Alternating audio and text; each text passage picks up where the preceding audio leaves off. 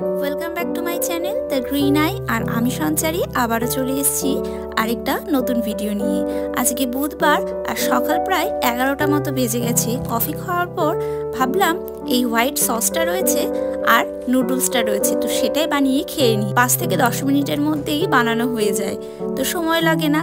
আর coffee খাওয়া হয়ে গেছে, তাই ভাবলাম এটাই চটপট বানিয়ে ফেলি। বাইরে বেরোবো আর আধা ঘন্টা মতো পর, তাই তাড়াতাড়ি করে খাবারটা খেয়ে এবং রেডি হয়ে বেরিয়ে পড়তে হবে। কয়েকটা জিনিস তো কেনারই আছে, সাথে যেতে হবে পুলিশ স্টেশনে, কারণ আমাদের গাড়ি নেওয়া হচ্ছে এবং তার পার্কিংয়ের পারমিশনটা আনতে হবে। জাপানে গাড়ি কেনার সময় মানতে হয় কিছু নিয়ম, আর সেই জন্যই গাড়ি কেনার আগে কয়েকটা কাজ তো আপনাকে করে রাখতেই হবে, নয়তোবা আপনি গাড়ি কিনে আপনার ঘরের সামনে এনে রাখতে পারবেন না। গাড়ি কেনার সময় গাড়ির শাকেন ও হোকেন দুটোই আপনাকে আগে করে নিতে হবে, সাথে গাড়ির নাম্বার। আর এই শাকেন করানোর সময় চেক করা হয় যে আপনার গাড়ির প্রত্যেকটা জিনিস সঠিকভাবে আছে কিনা। কোনো রকম কম বেশি হলেই কিংবা কোনো কিছু খারাপ থাকলে সেটা চেঞ্জ করাতে হয়। গাড়ির নাম্বার রেডি হওয়ার পর আপনার সর্বপ্রথম কাজ হবে, আপনি যে ফ্ল্যাটে থাকেন এবং আপনার ফ্ল্যাটটি যে কোম্পানির মাধ্যমে নেওয়া, সেই কোম্পানিকে আগে জানাতে হবে যে আমি একটি গাড়ি নিচ্ছি এবং আমি পার্কিং নিতে চাই।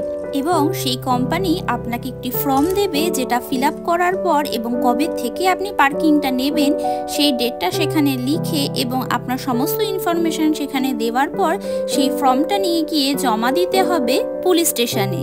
এবং পুলিশের ওখানে জমা দেওয়ার পর ঠিক 3 দিনের মধ্যে আপনি পার্কিংটা পেয়ে যেতে পারেন, যদি সমস্ত কিছু ঠিকঠাক হয়। ওই 3 দিনের মধ্যেই পুলিশ স্টেশন থেকে আপনার ঘরের সামনে কিংবা পার্কিংয়ের জায়গাটা সেই গাড়ির মডেল অনুযায়ী সমস্ত কিছু ঠিকঠাক আছে কিনা, সেই গাড়িটি সেখানে সঠিকভাবে পার্কিং করা যাবে কিনা, পার্কিং করার জন্য উপযুক্ত কিনা, সেইটা পুলিশরা নিজেরা এসে দেখে চেক করে যায়। এবং তারপর আপনাকে একটা টাইম দেয়া থাকে, যেরকম আমাদের টাইম দেয়া ছিল 12টা থেকে 1টার মধ্যে সেই কাগজটা নিয়ে আসার জন্য।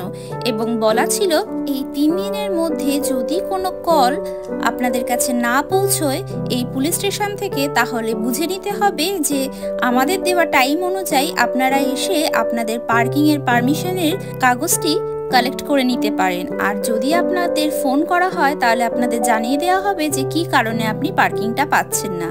আর আমি খাওয়া দাওয়া শেষ করে এখন চলে আসলাম একটু কেনাকাটা করতে।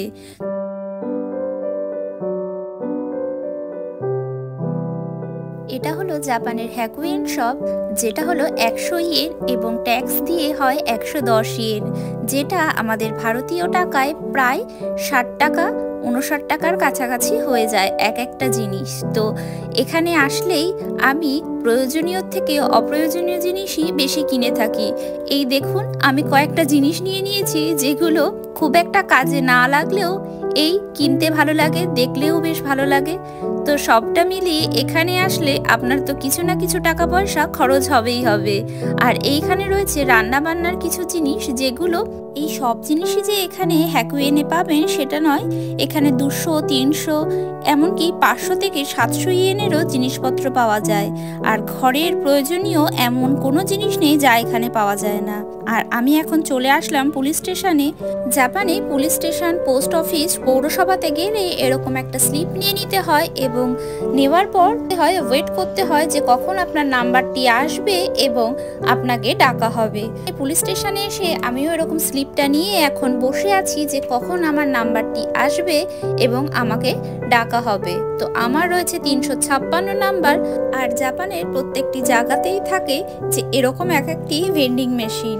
আমার হাতে যে হলুদ কাগজটি ছিল সেটা নিয়ে ওরা দেবে আমাদের পার্কিংয়ের পারমিশনটা এবং সাথে দেবে একটি স্টিকার, যেটা আমাকে 500 ইয়েনের মাধ্যমে কিনে নিতে হবে এবং সেটি আমার গাড়ির সামনে কিংবা পিছনে যে কোনো জায়গায় সেটাকে লাগিয়ে রাখতে হবে এবং সেটা দেখেই বোঝা যাবে যে আপনার গাড়িটির পার্কিংয়ের পারমিশন আছে। আজকের ভিডিওটা আপনাদের কেমন লাগলো অবশ্যই আমাকে কমেন্ট বক্সে জানাবেন। আর আমার চ্যানেলে যারা নতুন অবশ্যই আমার চ্যানেলটাকে সাবস্ক্রাইব করে রাখবেন। আর যারা আমার ফেসবুক পেজ থেকে দেখছেন তারা অবশ্যই আমার পেজটিকে ফলো করে রাখবেন। বাই।